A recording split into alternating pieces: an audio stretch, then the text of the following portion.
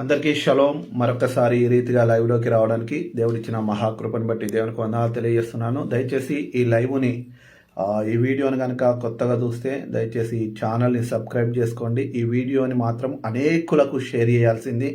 ఇది ఇలాంటి వీడియో నేను ఒక 6-7 సంవత్సరాల నుంచి చేస్తున్న ఈ వీడియోలలో ఇలాంటి వీడియో ఎప్పుడు కూడా నేను చేయలేదు.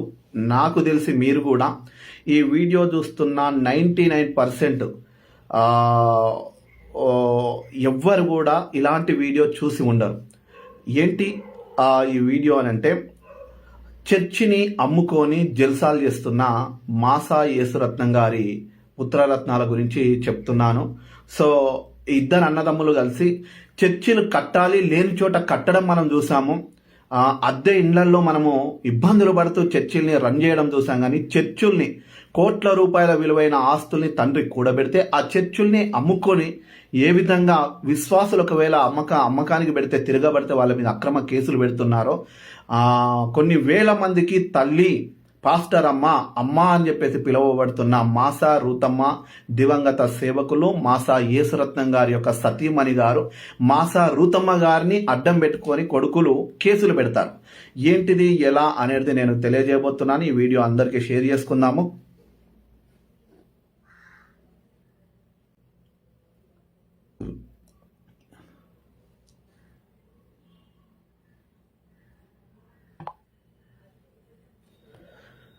సో ఇది ఈరోజు వీళ్ళు ఒక్కసారి చూడండి. అక్రమ కేసులతో వేధిస్తున్న మాసా యేసురత్నం ఫ్యామిలీ, పాస్టర్ మాసా పాల్ నిజస్వరూపం, నిజంగా అమ్మగారి యొక్క నిజస్వరూపం కూడా, అయ్యగారి నిజస్వరూపం కూడా నేను తెలియజేస్తాను. సో ఎవరు ఏంటి ఈ మినిస్ట్రీస్ అని చెప్పేసి అంటే, 1977-78 సంవత్సరంలో మాసా యేసురత్నం గారు తుని ప్రాంతంలో నుండి ఇక్కడికి పరిచర్య నిమిత్తము దేవుని యొక్క పిలుపును అందుకొని మరి ఇక్కడికి వచ్చారు అని చెప్తూ ఉన్నారు. సో ఈ మాసా యేసురత్నం గారు ఒక అద్భుతమైన సేవ చేసి కొన్ని వందల సంఘాలు కట్టి కొన్ని వేల మందిని శిష్యులుగా తయారు చేశారు అని చెప్పేసి చాలామంది చెప్తూ వస్తున్నారు. కానీ వీళ్ళ యొక్క కుమారులు మాత్రము ఈ మధ్యకాలంలో తునిలో 4 కోట్లకు ఒక చర్చి స్థలాన్ని, చర్చి సంబంధించిన చర్చి కోసం కూడబెట్టిన వాళ్ళ నాన్నగారు ఏవైతే దశాంభాగాలు కానుకలు కానీ అడిగి తర్వాత అది యొక్క చర్చిని ఎస్టాబ్లిష్ చేద్దాము, చర్చి కాలేజీలు కడదాము, లేకుంటే బైబిల్ కాలేజీలు కడదాము, మనము ఒక అనాథాశ్రమాలు కట్టి దేవుని యొక్క పరిచర్య కొనసాగిస్తామని చెప్పేసి మాటలు చెప్పి అనేకుల దగ్గర మరి వారు డబ్బులు తీసుకోవడం అనేది కానుకల రూపంలో తీసుకోవడం జరిగింది.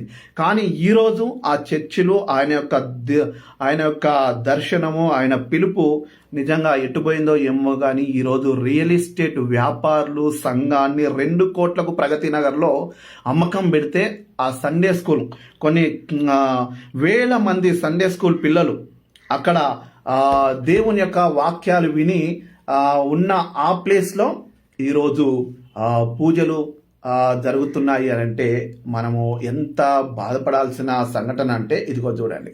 మాసా యేసురత్నం గారు కుకట్పల్లి ప్రగతి నగరులో ఖాన్ సాబ్ అనే ఒక వ్యక్తి ద్వారా కొనుక్కున్న, లేకుంటే కొన్ని ఈయనని చూసి అక్కడ చాలా మంది ప్లాట్లు కొన్నారు అని చెప్పేసి ఈయనని బట్టి అక్కడ కొంత స్థలము ఖాన్ సాబు ఇవ్వడం జరిగింది అంటున్నారు. అది నెక్స్ట్ వీడియోలో, రేపటి వీడియోలో పూర్తి అక్కడ ఏ రియల్ ఎస్టేట్ వ్యాపారి, అతను రౌడీయా, పాస్టరా, రియల్ ఎస్టేట్ వ్యాపారియా అని చెప్పేసి అక్కడ కొన్న వ్యక్తి ఎవరు అనేది రేపటి వీడియోలో, అక్కడ ఉన్న చిన్న కుమారుడు ఎవరైతే మాసా జాషువా ఉన్నాడో ఎప్పుడు అమ్మిండు, ఎవరికి అమ్మిండు, ఎందుకు అమ్మిండు, అక్కడ ఒక బిజినెస్ అండ్ 2,80,00,000 పెట్టుబడి పెట్టించి ఏం జరిగింది, అసలు ఏందనేది ఆ స్టోరీలోకి రేపు వెళ్దాము.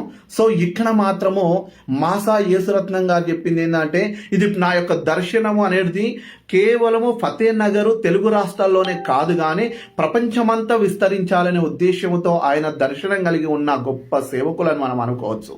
కానీ ఈరోజు ఆయన పుత్రరత్నాలు మాత్రము ఈ యొక్క సంఘాన్ని, చర్చి ఆస్తుల కోసము, నాకు ఈ స్థలం కావాలంటే నాకు ఇది 60 లక్షలు మీరు ఎక్కువ తీసుకున్నారు, దీంట్లో మైనస్ చేసి చేస్తాను, నాకు కావాలి సొమ్ము అని చెప్పేసి అమ్మ ఏడవడం, మాసా రూతమ్మ గారు కన్నీరు మున్నీరు కావడం.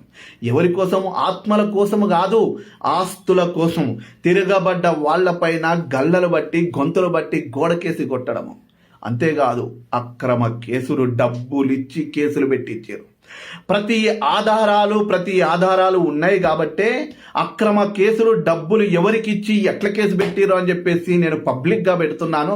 దయచేసి ప్రియ సహోదరులారా, క్రైస్తవులారా, ఈ వీడియోని ప్రతి ఒక్కరికి షేర్ చేసి మీకు ఇది కనువిప్పు కోసం, మీరు ప్రతి సంఘములో మనం కానుకలిస్తాం దేవుని ప్రేమను బట్టి. ఆ సంఘము అని అంటే చర్చి పేరు మీద, ఒక సేవకుడి పేరు మీద ఒకవేళ ఉన్నా అది పబ్లిక్ ప్రాపర్టీ అంటారు. సో ఏ మతంలో రకరకాల టెంపుల్స్ మరి ఉంటవి, కానీ ఏ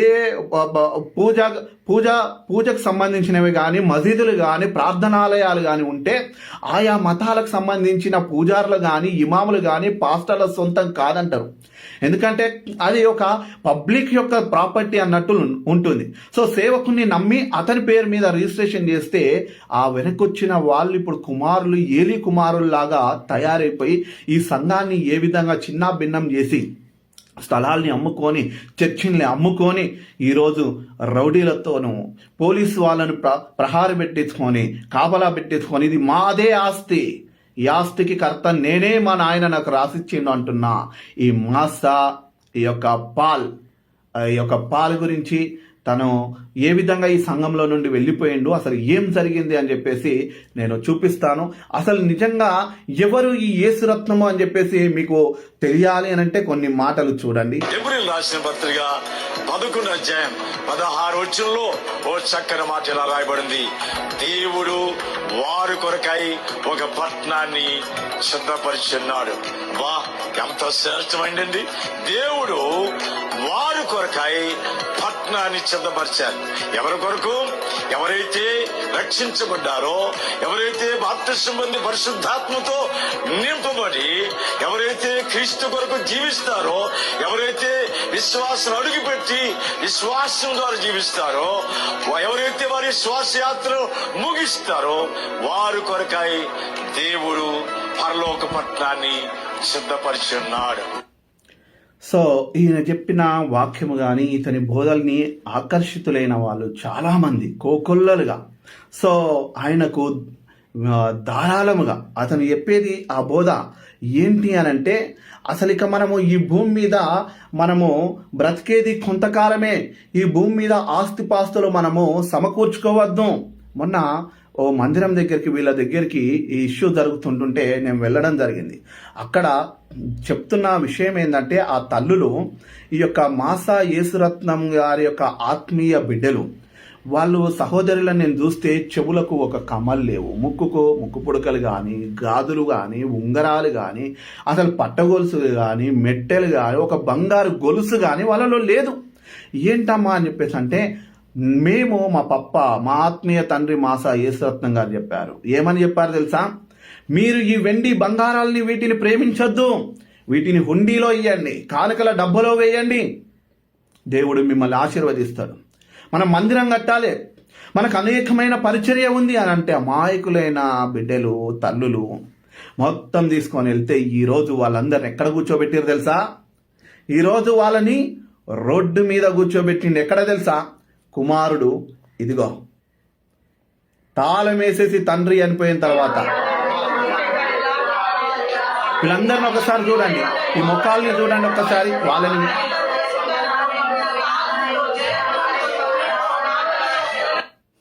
చూడండి.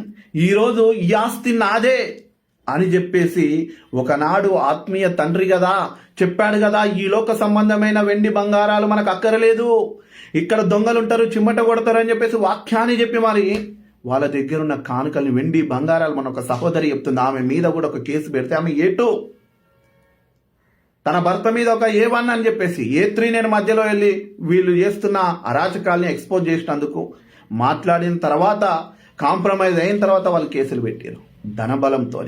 ఎవరి ధనం ఇది? విశ్వాసులు ఎట్లిచ్చిరో చూడండి. యేసురత్నం గారు బంగారు వీధుల్లో మనం తిరుగుతాం, బంగారము ఈ ముక్కు పుడకలు, ఈ కమ్మలు, ఈ చెవులకు, కాళ్లకు, మెడలకు ఎందుకు? రోజు తొక్కుతూ మనం వాటిని అవి చేస్తాం కాబట్టి అనంటే ఒక సహోదరి చెప్తుంది, అన్నా నా కమ్మలు కూడా చాలాసార్లు యేసరత్నం గారు చెప్పారు, అవి ఎన్నోసార్లు చెప్పారంట, కనబడితే చాలు ఇయ్యాలి దేవునికి చేయాలన్నాడు. మంచి ఆలోచనే. యేసరత్నం గారు గొప్ప వ్యక్తి నిజంగా అంట. బంగారము వెండి ఏది ఉండకుండా విశ్వాసుల దగ్గరికి వెళ్ళి తీసేసుకున్నారు. కానీ మీ ఆలోచన ఒకవేళ మీరు బ్రతుకుంటే, నిజంగా ఆయన గారు చనిపోయారు నిజంగా. సో ఆయన ఒక మంచి ప్రపంచవ్యాప్తంగా గ్లోబల్ ఫెయిత్ మినిస్ట్రీ అనేది తెలియబడాలి, అంతటా వినిపించబడాలి. దీని ద్వారా అనేకులు ప్రభువు చెంతకు వచ్చేవారిగా మన సంఘం ఉండాలి అని చెప్పేసి ఆయన వాక్యం రాశారు. చూడండి, కాలము సంపూర్ణమై ఉన్నది, దేవుని రాజ్యం సమీపించి ఉన్నది, మారు మనసు పొంది సువార్త నమ్ముడి.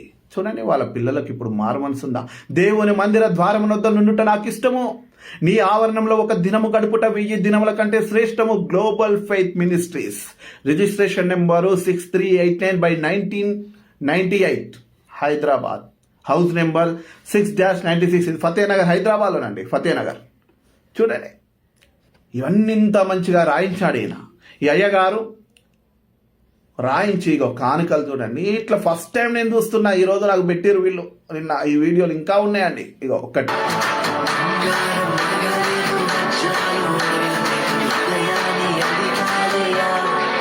ఆ కీబోర్డ్ ప్లే చేస్తున్న వ్యక్తే ఆశీర్వాదం అని. గడిచిన 44 సంవత్సరాల నుండి వాళ్ళ మమ్మీ, ఇతను, వీళ్ళ పిల్లలు 3 తరాల నుండి యేసరత్నం గారి యొక్క వాక్యము వింటూ వాళ్ళకు ఎంత పరిచర్య చేస్తూ సమస్తాన్ని త్యాగం చేసుకొని, ఎవరికి ఇల్లు లేని బాధిసలండి వీళ్ళు. కాళ్ళొత్తిర్రంట.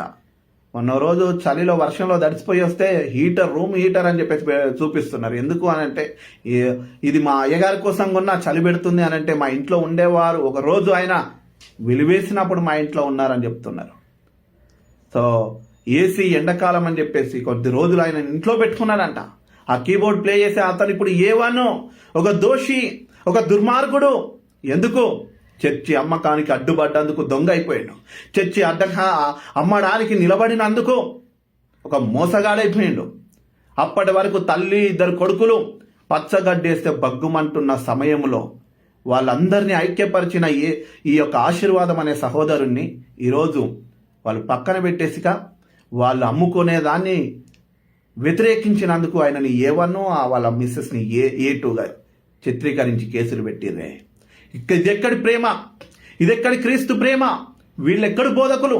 చూడండి, ఇదిగో బంగారం అడగలేదు. నిజంగా మనకు చెప్పేటి అవే.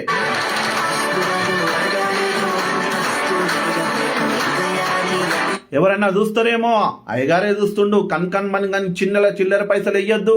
మనం ప్రపంచవ్యాప్తంగా మనం విస్తరించాలంటే తునిలో స్థలాలు కొన్నారు, అక్కడ స్థలాలు కొన్నారు, ప్రగతి నగర్లో ప్లాట్లు, 480 గజాల ఒక చర్చి, 160 గజాల కార్ పార్కింగ్ ఉంది, అవును, 160 గజాల సండే స్కూల్ది.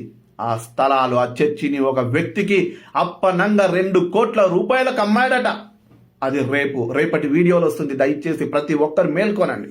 ప్రియ సేవకులారా, విశ్వాసులారా, సంఘ పెద్దలారా, నీ ఒకవేళ దేవుని కోసం, దేవుని పరిచర్య కోసమే ఒకవేళ సేవ చేస్తుంటుంటే, ఈ లోకంలో ఉన్న ఆస్తులు అమ్మకానికి పెడుతున్నా నీవు విశ్వాసువేనా, సేవకుడివేనా, సంఘ పెద్దవేనా, క్రైస్తవుడివేనా? ఏ పిలుపుతోని, ఏ దర్శనంతో ఈ డబ్బులు, కానుకలు, షేకైన్లు ఇచ్చుకుంటూ చూడండి. ఎక్కడ అయ్యగారు మళ్ళీ గల్లలో కళ్ళను అని చెప్పి చిల్లర పైసలు వేయద్దు, అయ్యగారు చూస్తుండని, ఆయన చూస్తూ ఉండాలి, ఎంత ఇస్తుండ అని చెప్పి చూడండి ఎట్లా చూస్తున్నాడు. చూడండి, ఆయన గల్ల పెట్టే ముందు పెట్టుకొని.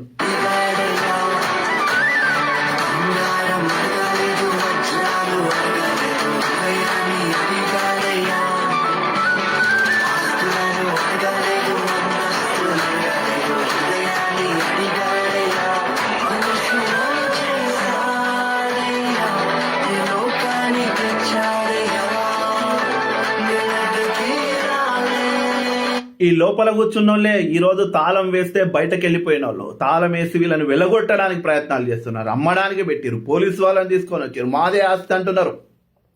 మరి ఇంతకీ ఇన్ని రోజుల నుంచి ఎక్కడ పోయింది తెలుసా? 7 సంవత్సరాల క్రితం తండ్రి మీద ఒక భయంకరమైన నింద.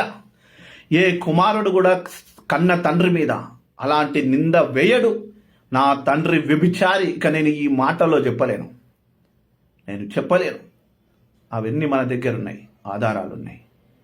సో కనుక్కోండి. ఏ నింద వేసిండో, తన తండ్రి మీద భయంకరమైన నింద వేసి సంఘంలో నుండి సగం మందిని తీసుకొని వెళ్ళిపోయిన వ్యక్తి ఈరోజు సంఘము నాదే అని చెప్పేసి వెళ్ళిపోయిన గుంపును తీసుకొని వచ్చి వీళ్ళ మీద గొడవలు చేస్తున్నాడు. ఈరోజు సంఘంలో కీబోర్డ్ కొడుతూ, ప్యాడ్స్ కొడుతూ, వాళ్ళ కాళ్ళు నొక్కి బాత్రూంలో అడిగిన వాళ్ళని ఈరోజు సంఘంలో నుండి వెళ్ళగొట్టిండు. ఎవరు? మాసాపాల్. సంఘానికి పేరు అవసరం లేదు, తుడిపేస్తాడు. చూడండి ఇలాంటి వాళ్ళని.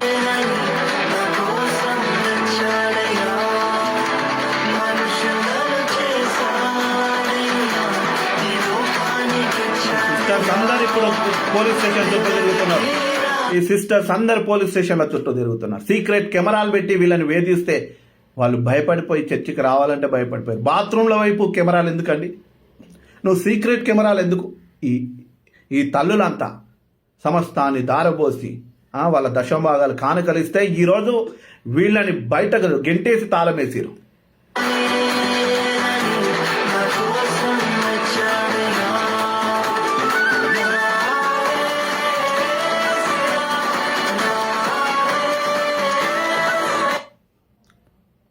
చూడండి, ఆస్తి పంపకాల కోసం ఎవరికి ఈ ఆస్తులు? కష్టపడ్డారా వీళ్ళు?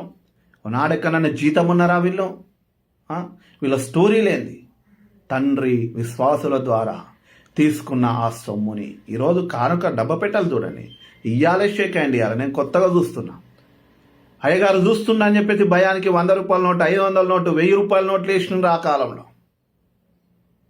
మడతలు ఇంటికి వస్తే ఏది లేదంటే అది ఇయ్యడం. అవన్నీ చేసిన తర్వాత అయ్యగారు మంచిగా దర్శనం కలిగి ప్రపంచం వ్యాప్తంగా వెళ్ళాలి గ్లోబల్ ఫెయిత్ మినిస్ట్రీ అని చెప్పేసి వెళ్తే ఆ రోజు మొత్తం ఆయన పెట్టిన ఆ మినిస్ట్రీ పేరుని దుడిపేసేసి, ఇదిగో చూడండి ఎవరు, ఇగో పేరు దుడిపేసిన మహానుభావుని చూపిస్తా. చూడండి, గ్లోబల్ ఫెయిత్ మినిస్ట్రీ అని చెప్పేసి ఈ రీతిగా ఉండేది. ఇది ఈ రకంగా ఉన్న ఈ పేరుని దగ్గర 2000 సంవత్సరం నుండి 2024 వరకు ఈ పేరు ఇలానే ఉండే. ఈ పేరుని ఇప్పుడు తుడిపిచ్చేసిండు. రిజిస్ట్రేషన్ నెంబర్ లేదు. ఎందుకు? తునిలో అమ్మకానికి పెట్టారు. ఇక్కడ కూడా అమ్మాలే కాబట్టి అమ్మకానికి పెట్టిన వీళ్ళు 2000 నుంచి 2024 డిసెంబర్ 28వ తారీఖు వరకు గ్లోబల్ ఫెయిత్ మినిస్ట్రీ అని చెప్పేసి ఉండే. అది అయిపోయిన తర్వాత ఇక మెల్లగా కుమారుడు ఎంటర్ అయిపోయిన తర్వాత వచ్చిండు. ఇక ఎంటర్ అయిపోయిన తర్వాత వచ్చి మెల్లగా దీని స్థానంలో ఏం చేసారు? ఈ యొక్క వాక్యాన్ని పెట్టేసిరుగా. మెల్లగా ఒక వాక్యాన్ని పెట్టేసిరుగా. 29 డిసెంబర్ నాడు వచ్చేసి ఈ యొక్క వాక్యాన్ని పెట్టేసింది. ఇక్కడ ఆ చర్చ్ ప్లేయర్లో మెల్లగా పరలోకపు గవిని ఇదేనంట. ఇప్పుడు అంటారు వీళ్ళు, ఇది చర్చి కాదు, 47 సంవత్సరాల నుంచి నడుస్తున్నది, ఇది చర్చి కాదు, మా ఇల్లు. ఆ రోజు మాత్రం కోట్ల రూపాయలు. ఇది తల్లి సంఘము, ఇది అమ్మమ్మ సంఘము, ఇది అవ్వ సంఘము, ఇది ఆ సంఘము, ఈ సంఘం అని చెప్పేసి మెయిన్ బ్రాంచ్ అని చెప్పేసి ఆ రోజు రాసుకున్నరే ఓ వీలునామా లాంటిది సంఘానికి రాసింది. ఇదిగో ఇక్కడ నుంచి 6389 1990 ఈ మేరకు జాగ్రత్తగా ఉంచండి. ఈ పేపర్ని జాగ్రత్త. మన సంఘము రిజిస్ట్రేషన్ అయినది, ప్రపంచం అంతటిలో మన సంఘం ఉండబోతుంది. అందుకని ఈ పేరున గ్లోబల్ ఫెయిత్ మినిస్ట్రీ అని రిజిస్ట్రేషన్ అయింది. లోకల్ చర్చ్ ఫెయిత్ హోమ్ అని ఉంటుంది. అదే పేరున సంఘం ఉండును. పైన రిజిస్ట్రేషన్ నెంబర్ అని చెప్పేసి చూడండి. ఈ రిజిస్ట్రేషన్ నెంబర్ ఇప్పుడు మీకు ఇందాక చూపించిన కదా, చూడండి ఒకసారి. సో రిజిస్ట్రేషన్ నెంబర్ ఎంతటి దుర్మార్గ పనులు చేస్తున్నారండి. ఇగో రిజిస్ట్రేషన్ నెంబర్ 689. ఇదో అయ్యగారు రాసిపోయారు చూడండి. లెమ్ము తేజరిల్లుము, జనములు నీ వెలుగునకు వచ్చేదరని వాగ్దానం ఇచ్చారు. గత సంవత్సరం దేవుడిచ్చిన వాగ్దానం అని చెప్పేసి 1999లో గ్లోబల్ ఫెయిత్ మినిస్ట్రీ సంఘ సభ్యులకు రాస్తున్నాడు. ఎన్నిక లేని వాడు బలమైన జనాంగమగును, దేశమును స్వతంత్రించుకొనుము, సమాధానము మీకు తోడయుండును గాక అని చెప్పేసి రాశారు. కానీ అక్కడ సమాధానము లేదండి, అక్కడ గొడవలేనండి, అక్కడ నిత్యము వేదనలే, అక్కడ నిత్యం అన్యులు చూసుకొని నవ్వుతున్నారు. అక్కడ ఉన్న వాళ్ళు ఇది చర్చేనండి, అమ్మకానికి అట్లెట్లా పెడతారు, అమ్మడానికి వీల్లేదు అని అంటే మెల్లగా వచ్చేసి డిసెంబర్ అప్పటి వరకు తండ్రి మీద భయంకరమైన నింద, నా తండ్రి వ్యభిచారి అని చెప్పేసి సంఘంలో నుండి సగం మంది తీసుకొని చీల్చేసిండు రెండుగా. ఆ తండ్రి ఇక ముఖం నేను చూడను అని చెప్పేసి వెళ్ళిపోయి కొత్త కుంపటి సంఘం అక్కడ స్టార్ట్ చేసి బాలనగర్ ప్రాంతంలో ఈరోజు తండ్రి చనిపోయిన తర్వాత వచ్చి ఈ ఆస్తి నాదే. అప్పటి వరకు తల్లికి కొడుకుకి పచ్చగడ్డేస్తే బగ్గుమనేటట్టుండే. కానీ ఈరోజు ఆస్తి నాదే, నా కొడుకు మీద రాసేసిన అని చెప్పేసి అమ్మగారు 70 సంవత్సరాలు. ఈ అమ్మగారే తప్ప వేరే వాళ్ళు కేసులు పెట్టారు. అమ్మగారినే వాడుకుంటారు. ఆ ప్రగతి నగర్లో ఫతేనగర్లో ఉన్న అమ్మగారు ప్రగతి నగర్కి వస్తే సీసీ కెమెరాలో బాత్రూంలో సైడ్ పెట్టారని చెప్పేసి అదో స్టోరీ, అది కూడా వస్తుంది. ఈయననే వీడియోలు తీస్తాడు. మాసా జాషువా అనేట ఆయన వీడియోలు తీసి అమ్మని ఒకసారి బాత్రూంలో సైడ్ రమ్మంటాడు, భార్యను ఒకసారి బాత్రూంలో వైపు రమ్మంటాడు. ఈ వీడియోలు తీసి పోలీసు వాళ్ళకు చూపించి ఇదిగో మా బాత్రూంలకు కెమెరాలు పెట్టారని చెప్పేసి వాళ్ళ మీద అక్రమ కేసులు పెడితే అసలు ఏంది అని చెప్పేసి వాళ్ళ సీసీ కెమెరాలు చూస్తే అయ్యగారు మంచి ప్రొడ్యూసర్, డైరెక్టరు అన్నీ. అది కథ. ఏమిటి అంటే కేసులు. ఎవరిది డబ్బు ఉంది, డబ్బుతోని ఏదైనా చేయొచ్చు, ఎవరైనా కొనచ్చు. మీడియాని, పోలీసు వాళ్ళు ఎవరినైనా మేనేజ్ చేస్తాం మేము అని అంటూ నిన్నగాక మొన్న ఒక ఐపీఎస్ ఆఫీసర్ దగ్గరికి వెళ్ళారు ఈ కేసు విషయంలో. ఆర్టీసీలో పనిచేస్తాడంట ఆ సార్, పెద్ద అయినంట. ఆయన దగ్గరికి సంఘం అంతా వెళ్దామంటే మధ్యలో ఒక వ్యక్తిని పరిచయం చేస్తే వాళ్ళందరూ కలిసి వెళ్ళారు. వెళ్ళి ఏసీపీ గారికి ఫోన్ కొడితే వాళ్ళు వచ్చి ఇప్పుడు పోలీసు వాళ్ళు పహారా కాస్తున్నారు ఉన్నారు. రాజ్యాంగం లేదా మాకు? చట్టాలు మాకు వర్తించవా? మీకేనా చట్టాలు చుట్టాలనుకుంటున్నారా? మాకు కూడా పోలీస్ వ్యవస్థ మీద నమ్మకం ఉంది. వెళ్ళాలని సంఘం అంతా ఆర్టీసీ డిపో దగ్గర కూర్చుండి ధర్నా చేయమంటారా? ఆర్టీసీ ఏ పోలీస్ ఆఫీసర్తో మీరు మాట్లాడిచ్చారో వీళ్ళకి తెలియదనుకుంటురా? ఓ వ్యక్తికి ఒక వ్యక్తి పరిచయం చేయిస్తే అక్కడికి వెళ్ళి ఫోన్లు కొట్టించారంట. దేవుని కంటే గొప్పలా మీరు? తెలియదనుకుంటున్నారా? మనుషులమైన మాకే మీ కుయుక్తులు ఇటు మాట్లాడుతూ అటు మాట్లాడుతూ ఉండి కొంతమందికి 1,50,000 రూపాయలు ఇచ్చి నోరు మోయించాలని అనుకున్నారు. తెలియదా? ఇవన్నీ చేస్తూ ఈ పేరు మెల్లగా ఇక్కడ చర్చి బోర్డు మొత్తం తుడిపించేసాడు. చర్చి బోర్డు మెల్లగా తుడిపించేసి ఏదైతే యేసురత్నం గారు ఉన్నప్పుడు రాసిన ఇది ఏదైతుందో దీని మొత్తం, ఎందుకంటే ఇది రిజిస్ట్రేషన్ నెంబర్ ఇవన్నీ ఉన్నాయి కదా, గ్లోబల్ ఫెయిత్ మినిస్ట్రీ అని చెప్పేసి అప్పటి వరకు ఈ కుమారుడు లేడు కదా, ఈ మాస్తా పాల్ లేడు కదా ఈ చర్చిలో. తండ్రి మీద నిందేసి వెళ్ళిపోయింది. ఈయన మహానుభావుడు వాక్యం చెప్తాడు చూడండి. మనుషులతో మాట్లాడేటప్పుడు ఏడుస్తాడు. అన్నా నాకేం లేదన్నా, నన్ను అంతా నా తమ్ముడు ముంచిందన్న, రూపాయి లేదన్నా అని ఏడుస్తాను. మహామేధావి నువ్వు అనుకుంటున్నావేమో ఒకవేళ దేవుడిగో ఈయన చెప్తాడు. ఇంకా షార్ట్ మెసేజ్ చెప్తాం, నీ కథ ముగించబడలేదు, ఏదో తృణీకరించారు, గుంటలో పడేశారు, కథ ముగించేసాం అనుకున్నారు కానీ కథ ముగించబడలేదు. అక్కడ మొదలైంది కథ. నీ కొరకు దేవుడు దాచి ఉంచిన ఈయన ఇట్లాంటి తీయటి వాక్యాలు చెప్తుంటాడు. ప్రణాళికంతా కూడా దేవుడు తప్పక నెరవేరుస్తాడు. వారి జీవితం నుండి నిన్ను త్రోసివేసి వ్యతిరేకించి పగబెట్టుకొని నిన్ను అవమానించిన నీ కథ ముగించబడలేదు. మర్చిపో. యోసేపును దర్శించలేమో. ఇలా మూతులు ఎందుకు వంకర పోతాయో నాకు అర్థం కాదు. సార్ది మస్తుంది కదా హెయిర్ స్టైల్, మంచి నూనె, ఏ నూనె వాడుతుండో మరి. గడ్డం కూడా మంచిగా ఎక్కిండు, చాలా అందగాడే. కానీ పేరును మాత్రం దుడిపేస్తాను. గడ్డం మాత్రం కొంచెం పెరిగిన, హెయిర్స్ మాత్రం ఏదేమైనా అసలు జుట్టు మాత్రము ఆ నలుపును తగ్గద్దు. ఈ గడ్డము మాత్రం అది కావద్దు, స్మార్ట్గా కనిపించాలి. 47-48 సంవత్సరాల అయ్యగారు మాత్రం యంగ్ స్టార్ లాగా కనిపించాలి. ఎప్పుడు టీషర్ట్లు అది అసలు స్లీవ్లెస్, మామూలుగా కండలు కనిపించేటట్లు కనిపించాలి ఎప్పుడు. చాలా సంతోషం. నీ హెయిర్ స్టైల్ బాగుండాలి, సంతోషం. నీ గడ్డం మంచిగా కొరుక్కోవాలి, అందరికీ కనిపించాలి. నువ్వు టీషర్ట్లు వేసుకోవాలి. ఇంకోటి అంతేకాదు, ఆడి కార్లు ఇంకేవేవో కార్లు కూడా 6 నెలలకు ఒకటి మార్చేస్తాడు అని చెప్పేసి విన్నాను. మరి అది ఎంతవరకు నిజమో మరి తెలియదు. అరే, ఒక గవర్నమెంట్ ఉద్యోగం చేసేటోళ్ళు కానీ, ఓ వ్యాపారం చేసేటోళ్ళు కానీ లేదు. పాల్ గారిని నేను అడుగుతున్నా, ఈ పాల్ని, మాసా పాల్, నువ్వు సేవకుడివేనా? ఏమనంటే నేను సేవ కోసమే బతుకుతున్నా, సేవ లేకుంటే చచ్చిపోతా అంటాడు. నువ్వు దేవుని పిలుపుతో ఉంటే ఇట్లా కేసులు, అక్రమ కేసులు పెట్టు. నీ గుండెల మీద చేయి పెట్టుకో. పెద్ద మనుషుల దగ్గరికి సమక్షంలోకి వచ్చి మాట్లాడి కాంప్రమైజ్ అయిన తర్వాత నేను చర్చిని అమ్మను, విశ్వాసులకు భయం ఉన్నది. ఎందుకు అనంటే 4 కోట్ల రూపాయలకు తుని ప్రాంతంలో చర్చిని అమ్మిరు. మీ అమ్మగారి మాటలున్నాయి. 30 లక్షలు 40 లక్షలు తక్కువ వచ్చిందని ఏడుస్తుంది ఆ తల్లి.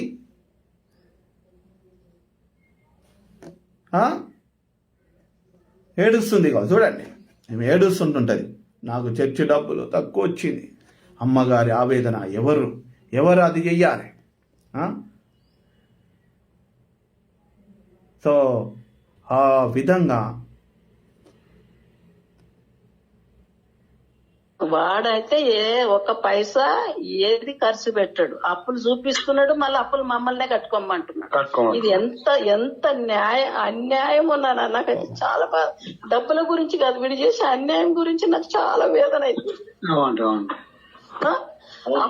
అప్పులని చూపిస్తున్నాడు. ప్రియ సహోదరులారా, సేవకుల్ని నమ్మండి, నిజమైన సేవకుల్ని నమ్మండి. కానీ సేవా పేరట మోసాలు చేస్తున్న స్వార్థపరుల విషయంలో బహు జాగ్రత్తగా ఉండండి. మీ సంఘం పేరు పైన పెట్టియండి, అప్పుడే తెలుస్తుంది వాళ్ళది. నీకు పిలుపు ఉండొచ్చు, నీ పిల్లలకు పిలుపు ఉండకపోవచ్చు. నీకున్న దర్శనం, నీకున్న త్యాగము నీ పిల్లలకు లేదు. మన ఒక సేవకుడు వైజాగ్ ప్రాంతంలో నుండి ఫోన్ చేసి, అన్నా మీరు పెట్టిన వీడియోని చూసిన తర్వాత రియలైజ్ అవుతున్నాను, నిజంగా అనిపిస్తుంది, ఆలోచన వచ్చింది. నేను బ్రతుకున్నంత వరకు నా పిల్లలకు కానీ నా భార్యకు కానీ నాకు చెందద్ద ఆస్తులు. మా నాన్నగారు నాకు 4 సంఘాలు అప్పగించిపోయారు. కానీ ఈరోజు అది కోట్ల రూపాయల ఆస్తులు ఉన్నా కూడా వాటిని సంఘంలో నేను కొంతమందిని తయారు చేసి నమ్మకమైన వాళ్ళతో ఒక సొసైటీ ఫామ్ చేసి సంఘం పేరు మీద రిజిస్ట్రేషన్ చేయాలనుకుంటున్నాను. ఇది రాకడ సమయం దగ్గరలో ఉన్నది. ఇది నేను ఏం తీసుకెళ్ళాను అని చెప్పేసి ఆ సేవకుడు అన్నాడు. ఎంత యవన కాలపు సేవకుడు, 38-40 సంవత్సరాలు ఉంటాయి. ఎంత మంచి మాట అండి. ఎటుపోతుందండి వీళ్ళది. అమ్మగారు చూడండి, ఈ అమ్మగారే మా మీద కేసులు పెట్టింది. ఇప్పుడు కూడా ఈ వీడియో చూసి ఇంకో కేసు పెడుతుండొచ్చు. వీళ్ళ కొడుకుని చిన్న కుమారుడు అంట, బైబిల్ వదిలేసింది. ఇప్పుడు లా బుక్కులు పట్టుకొని చదువుతుందంట. మేము గౌరవిస్తాం, చదువు. నీ దగ్గర నీ తెలివి, నీకు జ్ఞానం ఒకవేళ నువ్వు ఆధారం చేసుకోవచ్చు. మేము బైబిల్ని ఆధారం చేసుకొని మాట్లాడుతున్నాం. సంఘాన్ని అమ్మడం ఎంతవరకు కరెక్టే అని చెప్పేసి మాస్తా పాల్ని జాష్వాని నేను అడుగుతున్నా. రూతమ్మ గారిని నేను అడుగుతున్నామా, ఈ వీడియో చూడగానే మళ్ళీ హాస్పిటల్లో జాయిన్ అని చెప్తారు మీరు. ఒకే హాస్పిటల్లో కుక్కట్పల్లిలో జాయిన్ అవుతారు, ఇక వేరే హాస్పిటల్ ఉండదు. ఏమన్నంటే అమ్మకు బాగలేదు, కొడుకుకు బాగలేదు, నాకు బాగలేదు, చెస్ట్లో పెయిన్ వచ్చింది, డాక్టర్తో మాట్లాడి అన్న కాగితం రాయమంటే కథలు పడతారు. చూడండి అమ్మగారు ఎక్కడ పంపకాలలో, డబ్బు పంపకాలలో తేడా జరిగితే ఎవరి సొమ్ము? విశ్వాసులు ఇచ్చిన సొమ్ముతోని ఏ ఉద్యోగం చేసిరు? ఎక్కడ ఉద్యోగం చేసిరు చెప్పండి. ఈరోజు 44 సంవత్సరాల నుంచి వెళ్తున్న ఒక సంఘ పెద్ద విశ్వాసి, 40 సంవత్సరాల నుంచి 37 సంవత్సరాల నుంచి వెళ్తున్న వాళ్ళు, ఒక్కరి ముక్కులకు చెవులకు కమ్మలు కానీ ఉంగరంగా లేకుండా లేదే, ఒక సొంతిల్లు లేదు వాళ్ళకు. కానీ ఈరోజు వాళ్ళందరి దగ్గర ఇవ్వండి ఇవ్వండి ఇవ్వండి ఇవ్వండి అని చెప్పేసి మీరు కట్టుకున్నారే. ఈరోజు రాళ్ళు రప్పల్ని మోసి వాళ్ళు సేవ కోసం అంటే ఈరోజు ఆ డబ్బు కోసం ఎట్లా కొట్లాడుకుంటున్నారు. మన కోసం మనకు చెప్పేటి నీతులు, బంగారం అడగలేదు, వజ్రాలు అడగలేదు, ఈ బంగారం వద్దు తొక్కేసేది ఒక రోజు పరలోకంలో అంటారు. మరి వీళ్ళు మాత్రం చూడండి, మళ్ళీ అప్పులు నన్నే కట్టుకోమంటున్నాడు. ఇది ఏం అన్యాయం నాన్న. తండ్రి లేకుంటే అప్పులన్నీ కట్టే కొడుకులు ఎంతమంది లేరు? తండ్రి అప్పులు చేసి చచ్చిపోతే కొడుకులు కట్టుకుంటారు. ఇది నా మీద మోపుతాడా వీడు? ఇది ఏం అన్యాయం. ఈ కీబోర్డ్ ప్లేయర్స్ అయినంతో మాట్లాడుతుంది అమ్మగారు. ఆ అమ్మగారు ఇతని మీద కేసు పెట్టింది. ఇప్పుడు ఇవన్నీ చేసి 2 కొడుకుల్ని కల్పించుకుంది అతనితోని. ఈరోజు ఆస్తు పంపకాలు అన్నీ జరిగిన తర్వాత వీళ్ళు మా చర్చిని అమ్మకండి, మీరు ఎన్నైనా పంపకాలు చేసుకోండి అని చెప్పేసి ఈ ఆశీర్వాదం. ఈ చర్చిని ఎట్లా అమ్మకానికి పెడతారు? మీరు తునిలో అమ్మేరు, ప్రగతి నగర్లో అమ్మేరు. తునిలో అమ్మితే ఈయన వాటా 2 కోట్లు వస్తే మొన్న ప్రగతి నగర్ ఈ ఫతేనగర్ చర్చి దగ్గర ఒక పిల్లోడు ఎగిరిపోతున్న మిడిమిడిపడి ఎగురుతున్నాడు. తమ్ముడు జాగ్రత్త, మేము ఒకవేళ దేవునితో నువ్వు ఆటలాడుతున్నావు, నీ తండ్రికి ఆస్తిపాస్తులు ఉండొచ్చు, అడుగు మీ నాయనని 1 కోటి రూపాయలు వడ్డీకి, ఎంత వడ్డీకి ఇచ్చిండో, పాలు ఇచ్చిండా లేదా అడగండి. ఇన్కమ్ ట్యాక్స్ వాళ్ళకు కంప్లైంట్ చేయమంటావా? తీయమంటారా మీరు? జాగ్రత్త, దేవునితో ఆటలాడుతున్నారు. ఎవరు సొమ్ముతోనే నీవు వచ్చి మీడియా వాళ్ళ మీద వీళ్ళ మీద దురుసుగా ప్రవర్తిస్తూ వచ్చినావు, ఎగిరినావు. దేవునితో ఆటలాడితే అడ్రస్ లేకుండా పోతాం. ప్రియ సహోదరి సహోదరులారా, ఆలోచించండి. మన సొమ్ముతోని వీళ్ళు ఏ విధంగా కొట్లాడుకుంటున్నారు. తునిలో వచ్చిన సొమ్ముతోనే 2 కోట్లతో 1 కోటి ఒక ఆయనకు ఇచ్చిందా లేదా? ఆయన ఎవరికి ఇచ్చినవో ఆయనని తీసుకొని వస్తే బైబిల్ చేత పట్టుకొని చెప్పమని చెప్పు. ఆయన ఇయ్యలేడని చెప్పేది. ఆయన ఫోటో ఆయన మొత్తం నేను డీటెయిల్స్ ఇస్తాను రేపటి వీడియోలో. అలా కొడుకు మాట్లాడేది మొత్తం ఏం మాట్లాడుతుండో, ఆడపిల్లలు ఏ విధంగా తిట్టిండు, అదేనా మీరు నేర్పించేది?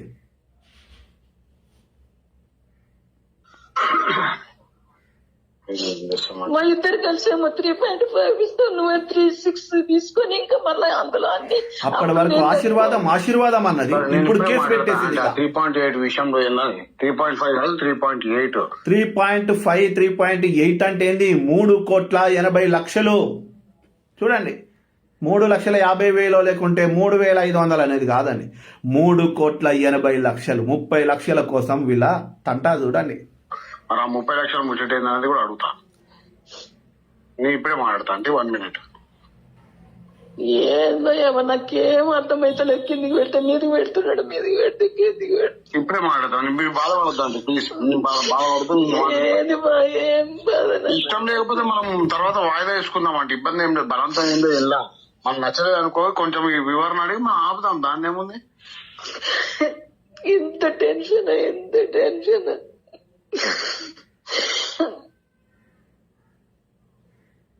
ఒక్కటన్నా కరెక్ట్ చెప్తున్నాడా? సరే ఇప్పుడు నేను మాట్లాడతానండి, మీరు బాధపడకండి అంటే ప్లీజ్. మీరు బాధపడద్దు అంటే ఎన్నో చూసిరండి ఇట్లాంటివి. మీరు పెద్ద ఏం చేస్తాం? సొంతలతో ఇబ్బంది ఉంటుంది. మరి ఏం చేస్తాం అంటే తిండి లేకపోయినా, బట్టలు లేకపోయినా, ఏ సౌకర్యం లేకపోయినా నేను ఇంత టెన్షన్ ఏనాడు పడలేదు. సరే అంటే నేను ఇప్పుడే మాట్లాడి ఆ విషయం అడుగుతాను. ఆగానండి, బాధపడకండి. ఒక్క నిమిషం అడుగు. అసలు తుని రేట్ ఎంత అని అడుగు. చూడు, ఇటువంటి తుని రేట్ ఎంత అడుగు. ఇంతసేపు ఏడ్చింది అమ్మ. చూడు, ఇంకో వీడియోలు ఉంటుంది. నేనంటే ఒక కారు కొనుక్కుంటా అంటుంది. అమ్మా ఏందమ్మా మీరు? ఇది మొన్నగా వినిపించిన ఈ ఆడియో కొందరికి నోరెళ్ళబెట్టిరు. అమ్మా మమ్మీ అని చెప్పేసి వెళ్ళిరు. అమ్మ అని చెప్పేసి అంటే వాళ్ళ మీద అక్రమ కేసులు. చూడండి, ఇంత మాట్లాడి ఇప్పుడే అడుగుతా. నేను చెప్పినా చెప్పకు. చెప్ప ఎంత అని అడుగుతా. ఒక్క నిమిషం. ఇప్పుడు ఎంత అన్నది A1 కేసు అడిగి అప్పుడు దాన్ని బట్టి చెప్పు. రైట్ అండి.